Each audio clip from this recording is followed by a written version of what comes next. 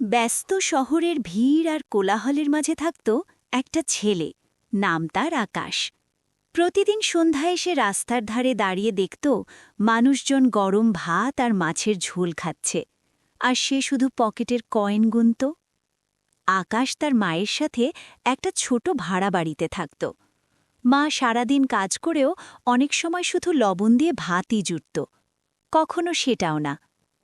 একদিন সে দেখল এক প্লেট গরম ভাত, ভেটকি মাছের কোপ্তা আর পটলের ডোরমা পরিবেশন করা হচ্ছে। সেই গন্ধে তার মন আর পেট দুটোই কেঁদে উঠল। ঠিক তখনই এক দোকানদার তার সহকারীকে বকছিল, তুই ঠিকমতো রান্নাই করতে পারিস না। আকাশ চুপ করে দেখছিল আর ভাবল, আমি যদি রান্না শিখতে পারি তাহলে হয়তো সব বদলে যাবে।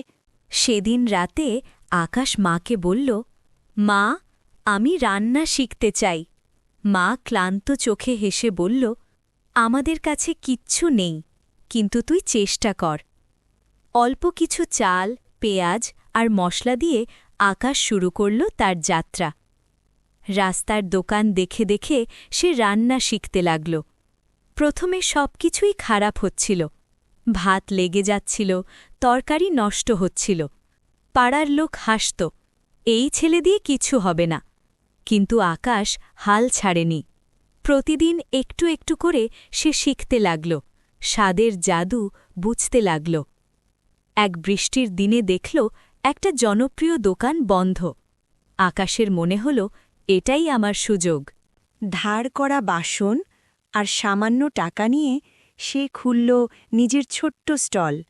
মেনুতে ভাত, ভেটকি মাছের কোপ্তা, পটলের দোরমা। লোকজন পাশ দিয়ে চলে যাচ্ছিল, কেউ থামছিল না। সময় যেন থেমে গিয়েছিল। অবশেষে একজন এসে বলল, কি আছে? আকাশ কাপা হাতে পরিবেশন করল গরম ভাত আর সুগন্ধি কোপ্তা। লোকটা এক কামড় খেল আর আকাশের বুক ধরফর করতে লাগল। লোকটা হেসে বলল, দারুণ হয়েছে, একেবারে বাড়ির মতো। এই কথাটাই বদলে দিল সবকিছু। ধীরে ধীরে ভিড় বাড়তে লাগল। আকাশের রান্না মানুষের মন জয় করে নিল। ছোট্ট স্টল এখন জনপ্রিয় হয়ে গেছে। সবাই আসে তার ভেটকি কোপ্তা আর পটলের ডরমা খেতে। একদিন আকাশ বাড়ি ফিরল অনেক খাবার নিয়ে। মায়ের চোখে জল এসে গেল। আজ তাদের প্লেট ভরা। আকাশ বুঝতে পারল, ক্ষুধা তাকে থামাতে পারেনি, বরং তাকে শক্তি দিয়েছে সুখ তৈরি করার।